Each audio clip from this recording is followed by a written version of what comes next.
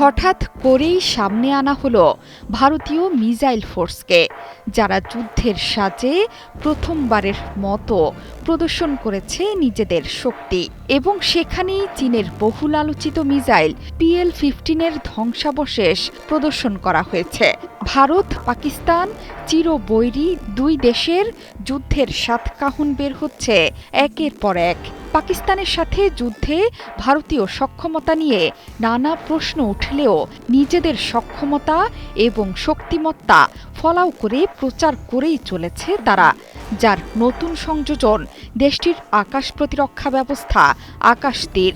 এই আকাশ প্রতিরক্ষা ব্যবস্থার মাধ্যমেই নাকি পাকিস্তানের দুরভিসন্ধি তছনছ করে দিয়েছে ভারতের সেনাবাহিনী। অপারেশন সিঁদুরে ভারতের প্রিসিশন স্ট্রাইকে পাকিস্তানের ১৩টি টার্গেটই লক্ষ্যবস্তু হয়েছে। এর মধ্যে আছে ৮টি বিমান ঘাঁটি। অন্যদিকে পাকিস্তানও ভারতের অমৃতসরের স্বর্ণ মন্দিরে হামলার টার্গেট নিয়েছিল, কিন্তু সফল আকাশ প্রতিরক্ষা ব্যবস্থা পাকিস্তানের হামলা নস্যাৎ করে একটি জাতীয় ট্র্যাজেডি এড়াতে সক্ষম হয়েছে বলে জানিয়েছে দেশটির সেনাবাহিনী।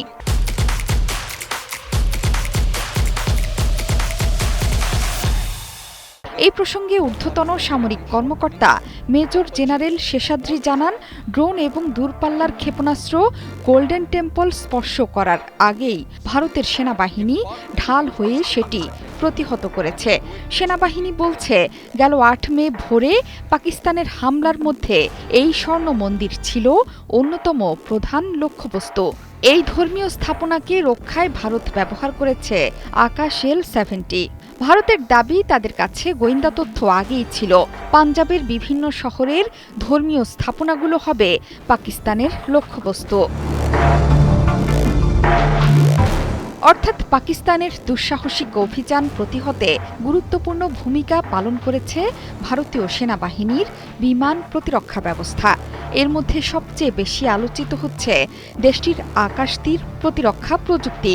অত্যাধুনিক এই প্রযুক্তি পাকিস্তানের সমস্ত ড্রোন বা মিসাইল হামলা আটকে দেয় আকাশেই। আকাশতীরের সবচেয়ে বড় শক্তি এর বিশ্লেষণ ক্ষমতা। আবহাওয়া, ভৌগোলিক বৈশিষ্ট্য ও রাডার সিগন্যাল একসাথে করে রিয়েল টাইমে সিদ্ধান্ত নেয় এই প্রযুক্তি ব্যবস্থা। প্রদর্শনীতে যুদ্ধের কর্মযজ্ঞের কিছু দৃশ্যের মহড়াও চালায় দেশটির বাহিনী। সেই সাথে কিছু ভাঙ্গা ড্রোন এবং মিসাইলের ছবিও প্রদর্শন করেছে দেশের সেনাবাহিনী। এর মধ্যে আছে A-100 MLRS H-ATF-1 PL-15 air two air missile সহ বেশ কিছু ড্রোন ক্ষেপণাস্ত্রের ভাঙ্গা অংশ। যদিও এখনো পর্যন্ত এমন কোনো প্রদর্শনী দেখায়নি পাকিস্তান।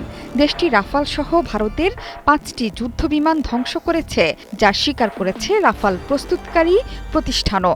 পরোক্ষভাবে ভারতও এই যুদ্ধে রাফাল হারানোর কথা স্বীকার করে বলেছে, যুদ্ধে পরাজয় থাকবেই। জোহরা চৌধুরী সেতু, ৭১।